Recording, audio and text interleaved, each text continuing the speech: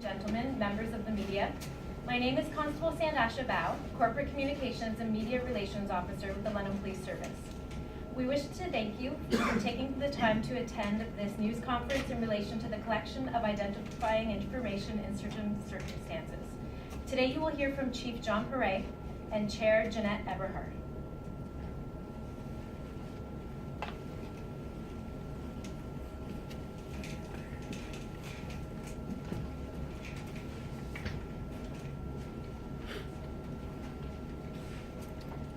Good afternoon. As your police service, we felt it was important to provide some clarity and share information in relation to interactions between police and members of the public. This practice has been referred to by many different terms or expressions, including street checks, carding, regulated interactions, and collection of identifying information in certain circumstances. We have monitored issues around this practice since they were raised in Ontario. And in February 2015, under then Chief Brad Duncan, the London Police Service began to examine our practice of street checks. We reported out in a public session at the June 2015 London Police Services Board meeting our findings on the use of street checks and the ethnic breakdown of those interactions. At that time, we identified some gaps in our practices, including that there was no real clear direction within London Police Service procedures and policy. There was limited supervisory oversight and no clear auditing process, the lack of a means to track effectiveness, and insufficient training for members. It remains our intent to improve our process to ensure we maintain the trust of the public and demonstrate the value of these interactions to serve for investigative purposes, enhancing community policing, crime prevention, and community mobilization efforts. Interactions between the police and members of the public that are arbitrary, racially motivated, or biased are unacceptable and prohibited. The Ministry of Community Safety and Correctional Services engaged in consultations with the public, police officials, police oversight bodies across the province. As a result of those consultations, Ontario regulations come into force on January the 1st, 2017. The regulations provide clear direction for all police services in the province with respect to when a police officer may attempt to collect identifying information about an individual and when such an activity is prohibited. The regulations address responsibilities police officers have when attempting to collect identifying information from the public and mandatory training that must be completed before they do so. There have been concerns raised about the document that police officers must provide to members of the public when attempting to collect identifying information. The document produced is in accordance with board policy, contains all of the required information, and is compliant with provincial regulations. The document provided to members of the public by the police officer clearly identifies how they may access this record under the Municipal Freedom Information and Protection of Privacy Act. This reduces the risk to members of the public, the police officer, and the London Police Service. It ensures information is released in accordance with Protection of Privacy Act in a consistent manner to members of the public. There are 3 levels of police record checks: police criminal record check, police information check, and the police vulnerable sector check. The London Police Service has always followed the LEARN guidelines related to police record checks. Our practices have been that no local police contact, example street check, be included in any of the 3 levels of police record checks. The police record check legislation passed in 2015 also prohibits the inclusion of local police contact in police record checks. The suggestion by some that a documented interaction with the police will impact the police record check and have a negative impact on employment opportunities is simply wrong. Earlier this year, we provided training to all members in relation to this practice. And in early November, we commenced the mandatory ministry training. At the core of this training is that interactions between the police and a member of the public be conducted in a professional, respectful, and bias-free manner. I have made it clear that interactions with members of the public that are arbitrary, racially motivated, or conducted in a biased manner will not be tolerated, and members of this police service will be held accountable for any contravention of the regulation and our procedures related to bias-free policing. We maintain that interacting with the community and recording some of these interactions are important to public safety. The vast majority of the public expect the police to proactively engage with the public rather than simply wait for a call for service or react to an incident after it has occurred. In fulfilling our public safety mandate, it is our intent to continue to deliver effective services that are compliant with all applicable legislation while ensuring supervision and oversight mechanisms are in place to safeguard the rights and freedoms of all citizens. I ask Ms. Jeanette Everhart to speak.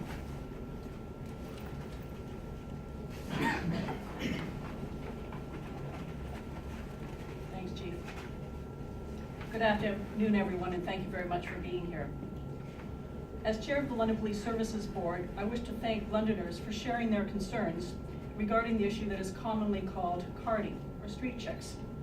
I want to address these concerns and share information that seems to be missing from local discussions of this issue. So I'll structure my comments in a question and answer format. I'd ask you to consider the following 3 questions related to this important topic, questions that the ministry and our board members have considered. Here's the first question. Is the collection of identifying information an important activity for police to ensure a safe community and enforce the law? This was the very question put before the Ministry of Community Safety and Correctional Services in 2015. To answer this question, the ministry engaged in consultations with the public, police officials, and police oversight bodies across the province. Based on these consultations and other research, the ministry concluded, yes, there was in fact value to the collection of identifying information by police. However, the ministry also respected public concerns over the potential for bias in this practice, and also the wide variation across police services with respect to how this practice was conducted, how the information was used, and how statistics were reported. This leads to the second question I'd like to address. Given the recognized value of collecting identifying information, how can police do so in a way that protects the rights of individuals? The ministry created the Ontario Regulations 5816, collection of identifying information in certain circumstances, prohibitions and duties. The regulations, as the chief said, go into effect January 1st of 2017. I'd encourage all people who have an interest in this subject, and all Londoners, in fact, to read this very thorough legislation, which is on the ministry website. The legislation requires police service boards to implement governance policies and chiefs of police to implement operational policies to ensure police adhere to the regulation and protect the rights of individuals. In June of 2016, our London Police Services Board unanimously passed a motion to support a new policy related to this legislation. Our police service participated in provincial working groups to ensure the board policy and the chief's operational procedures met the regulations and were also consistent with all the other Ontario police services. The following actions are required under the new regulations and are being implemented by your police service. I believe they address the questions and concerns expressed by the citizens about this issue. The first relates to training. As the chief mentioned, London police officers are now participating in training designed by the Ontario Provincial Police College to meet the ministry's regulations. This 8-hour training includes the implementation of the new regulation, the use of receipts, and how citizens can make inquiries about an interaction. But to my surprise and delight, the training also covers issues related to racism and bias, and how to create positive and unbiased interactions with the public. In fact, I participated in this training myself this past Saturday. I found the training to be thorough and informative. I was impressed by the insightful questions and discussion among police officers who attended my sessions. London police officers are well educated and dedicated to the work they do on your behalf on this and all other matters. The next issue is related to citizen participation in this collection of identifying information, receipts, and freedom of information requests. There are a number of checks and balances to protect the rights of citizens with respect to the collection of identifying information. Citizens can refuse to provide identifying information and walk away from the interaction with police. For all attempts to collect identifying information, the officer will provide a receipt that meets the ministry regulations and includes the officer's name, date and location of the incident, and information that allows a citizen to file a Freedom of Information request about the encounter. Some citizens are concerned the receipt does not include the reason for regulated interactions. I note that ministry officials also considered this, and in their wisdom, decided there were occasions when sharing the reason for the stop might compromise an ongoing investigation, might jeopardize the safety of another citizen, or might jeopardize the safety of the officer engaging in that very interaction. Thus, a consistent response to not write down the reason on the receipt, while also making Freedom of Information requests immediately available, was deemed by the ministry to be the best solution. Oversight and review. Trained members of this service will review all police entries for regulated interactions before they become part of the police record system. This provides an opportunity for supervisors to provide, someone's phone is ringing. Thank you. Let me just rewind that. Trained members will review police entries for the regulated interactions before they become part of the police record system. This provides an opportunity for supervisors to provide ongoing feedback and learning for frontline officers as they implement this new regulation. Retention and use of that information. As the chief mentioned, procedures are being developed that will address the retention of regulated interactions. I emphasize, as he did, that this information has never been part of a citizen police record check conducted in London and will not be part of these checks in the future. And finally, reporting. On an annual basis, all police services will report mandatory statistics to the ministry and the local police services board. The reports provide a comparison between the demographics of individuals who engage with police in regulated interactions and compare that to local census data related to race, gender, and age. So my final question for you to consider is this: where do we go from here? I'd ask Londoners to look forward on this issue. Last year, Ontario citizens put challenging questions before the ministry regarding the practice of street checks. And the ministry responded with thorough research and strict regulations to ensure the unbiased and transparent collection of information that is required for police to protect our safety and enforce the law. These regulations are being implemented in a consistent way across all police services in Ontario. Let's allow our police officers to do their job under these new regulations and look for the mandatory and very public reports that will be available at the end of 2017. Again, I thank Londoners for taking the time to express their views on an important matter, and I trust this information has addressed the questions and concerns they have expressed. Thank you.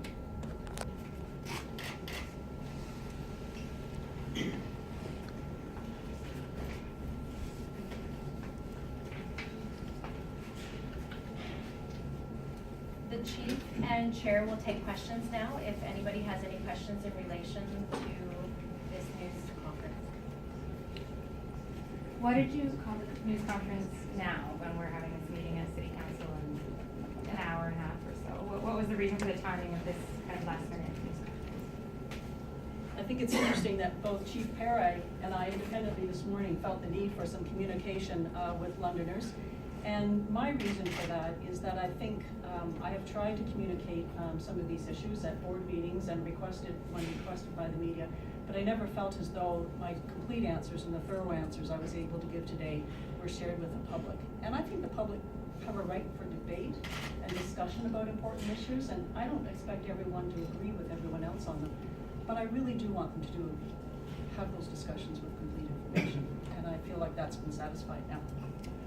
Later today, as Jen said, they're going to, at City Hall, discuss asking the Police Services Board to discontinue the practice of carding at committee level. That was endorsed unanimously. I would think it's going to be endorsed by council again today. At least that's my bet. What are you going to tell them when they do say that? As a chief or as a board? Both. You can take turns answering if you'd like. Well, I'm not going to speculate on what the outcome is today from the council meeting or what the motion will say. If it is passed, obviously I'm sure the mayor will bring it forward to the board. The board will have their discussions, and I'm sure they'll be discussing with me. And again, I'm not going to speculate on what those outcomes will be. Chief, there was a lot of, I heard from a lot of people that were upset about kind of the idea that it seemed like you dismissed concerns of the board members with regards to the document. I mean, you saw it yourself. There's a lot of response to that. I mean, what do you say to people who are saying, you know, you're not listening to your own board and you're telling them it doesn't matter, we're going to do this no matter what people think? Well, there's regulations that were passed that required mandated information in June of 2016. The board passed a motion. I believe that Chair Everhart spoke of that motion. And part of that was board policy. The board policy indicated that the chief will develop a receipt that includes all mandated information, and will share that information with the board and any input from them. It didn't require any input from the board. That's the way the policy was written. But don't you want that input? I mean, they're legitimate concerns, right? I did consider that input. I reported out a month later on the outcome from those discussions. This appears to, at least the optics here, a clash between police and City Hall. Do you have concerns about that? Chief? A clash with City Hall? No, I think we all have a voice. You know, I go back to the work that Councillor Slee and I did back in January, where we formed together and co-chaired a community and police collaboration group for 10 months. We have met on a monthly basis with the community to hear concerns and issues. Some of it resolved around the street checks, some of it resolved around the relationships and partnerships that we have with many diverse communities. And I made a commitment, and we are going forward with some of the training suggestions that are being brought forward by these individuals in the community. So it's working together and resolving those issues. You're still dealing with the historical challenges of carding in that it has a history of being used for discriminatory practices. And how can you allay those concerns of the public that it won't continue to be used for discriminatory practices? Because it's hard to, an officer can justify any approach to any citizen. The process that's been set up has the supervision component and the auditing process. There is specific training that is being created by the Ontario Police College for those verifications. And it hasn't been rolled out yet, so I can't even comment on what that training will look like. But that's part of the process to take a closer look at those submissions. I made it quite clear at the beginning that there was very limited auditing that was done in relation to those. And so going forward, we will have a better indication from those that are submitted through the auditing process. You're I'd very like to interested. respond to that one, Jennifer, as well, if you don't mind.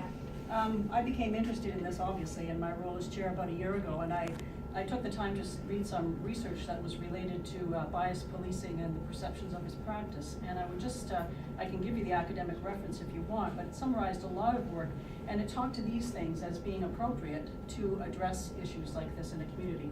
First were structural issues, having good regulations, check. The second thing was accountability and supervision, check. Recruitment and hiring of good qualified people. I believe that happens in this service all the time. Good education and training about training biased and issues around this. Check, we are doing that. Community outreach, I believe the chief just mentioned the committee that he and our vice chair team sit on with people at the City Hall.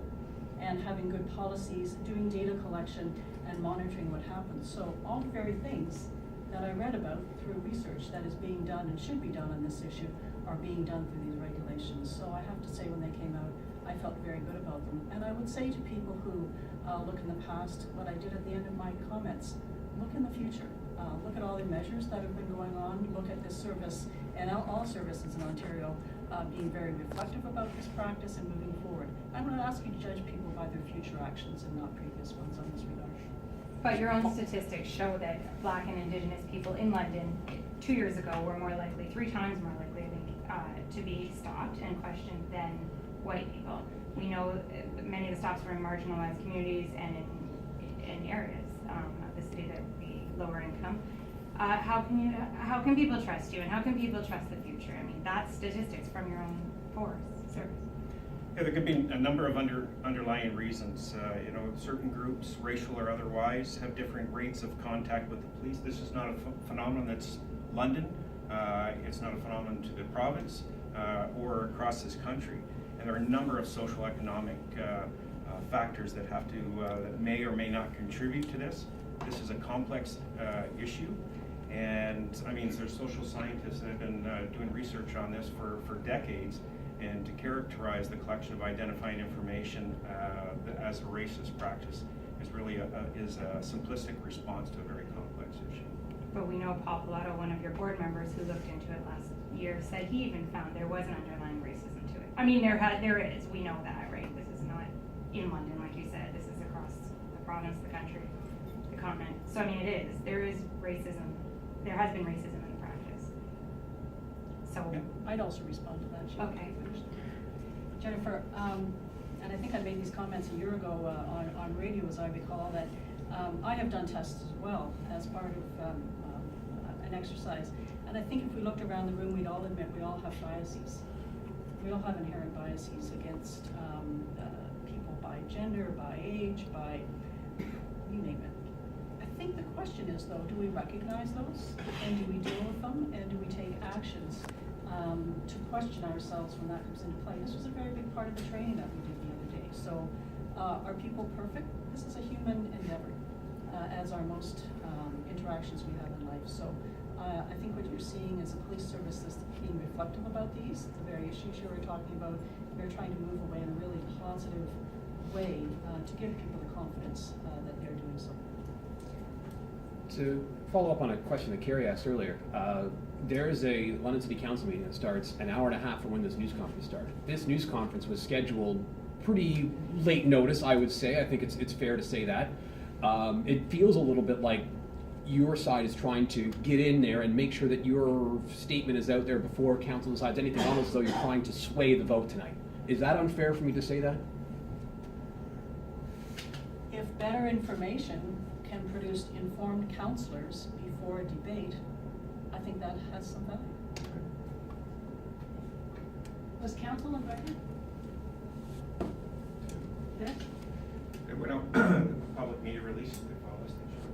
I noticed that the mayor's corporate communications person's at the back, so I'm assuming they made it over to City Hall. You say if we look around, we all naturally have our own biases. And I think looking around today leads me to ask, do you think there's a racially diverse group of people spearheading the racial aspect of this training when it comes to street checks? Well, the training itself wasn't developed by London Police Service. It was the ministry that brought together a table of experts. The training then was brought to the Ontario Police College to roll out across the province. Within our organization, we have visible minorities doing the training. We have female officers doing the training, and we have male white officers doing the training. So I think there is a cross-section within our organization that are presenting the training that was developed by the ministry. do you think street checks are gonna go on as they did? I mean, you had one of the highest rates as well in the province in terms of doing these street checks, or the new name, the long new name.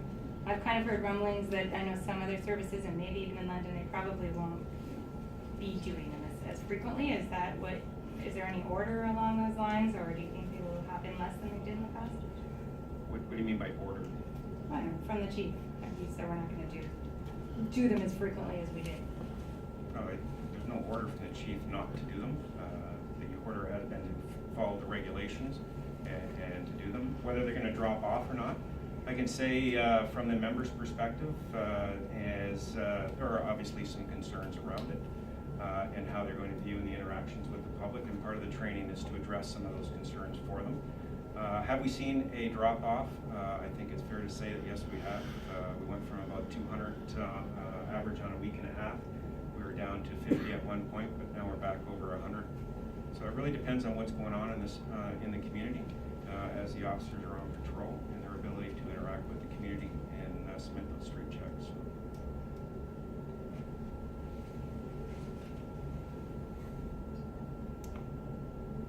I know that people are gonna still be saying this is not enough. So can you just kind of tell us, there's people on my Facebook Live saying, what is the point of this news conference? So what is the news that what did you want to tell people with this particular conference that you didn't think was out there? What information?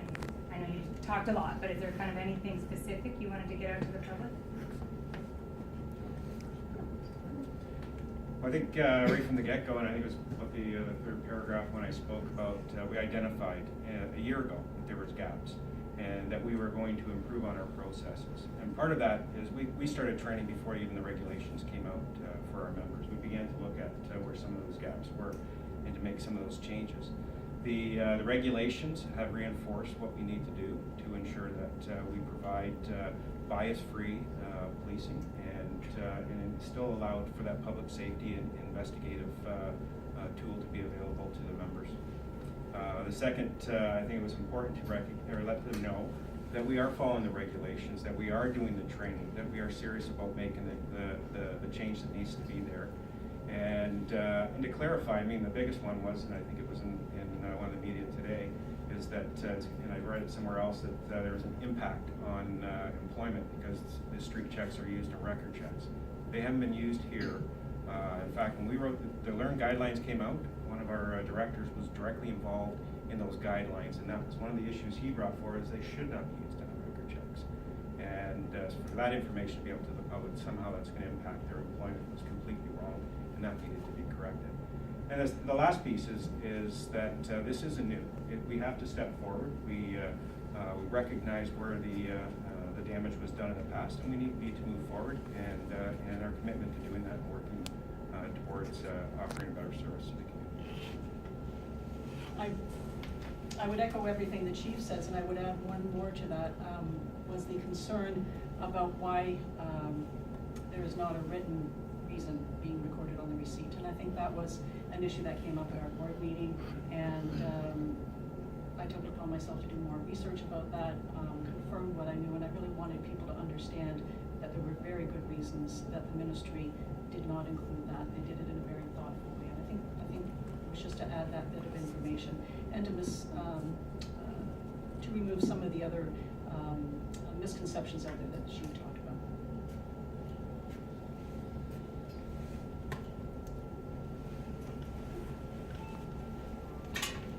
Thank you, everybody, for coming. That concludes our news conference.